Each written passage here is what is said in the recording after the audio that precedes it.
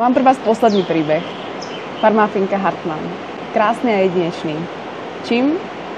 Českou históriou. Alojz Strašil. Meno, ktoré sa spája s touto farmou. Ten, ktorý tú farmu kedysi založil. Matka ho poslala do Ameriky a cestoval sám. V záznamoch z lode bolo napísané, že cestoval s matkou Credence Hartmann. No, jeho matka to nebola, takže si ho vzala k sebe a vydávala ho do svojho syna. Príbeh nám rozprávala Alice Hartmann, ktorá dnešnú farmu vedie. Vnúčka Alojza Strašila. Alojz nikdy nehovoril o svojej minulosti. Nikdy sa už nevrátil do Českej republiky.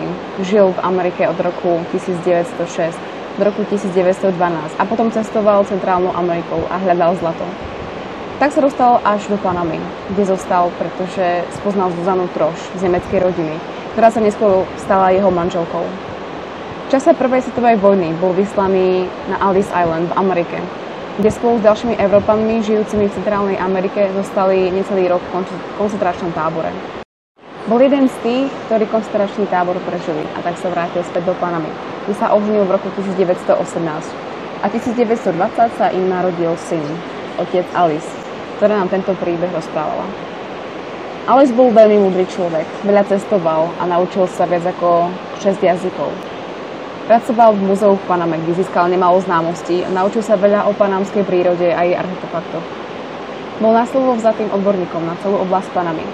Vedel všetko o jej prírode, zvieratách, o geografickom rozložení, o tom, ako tu vypestovať nejaké plody a chovať zvieratá. Jeho dom bol prvým domom v meste Volcán. Z tohto domu sa presťahoval bližšie k Chiriki rieke, kde si kúpil jeho prvú kávu farmu od vlády, ktorú nazval Pisingal, čo v preklade znamená mýtus. No počasie zistil, že to nie je veľmi dobré miesto mať kávu takto blízko pri rieke, pretože to spôsobuje veľa chorôb. A preto sa presťahoval bližšie k hraniciam Kostariky, kde založil ďalšiu farmu. Alice spolu s súrodencami vybudovali túto krásnu farmu do tejto podoby, ktorú ich otec kedysi dávno začal budovať.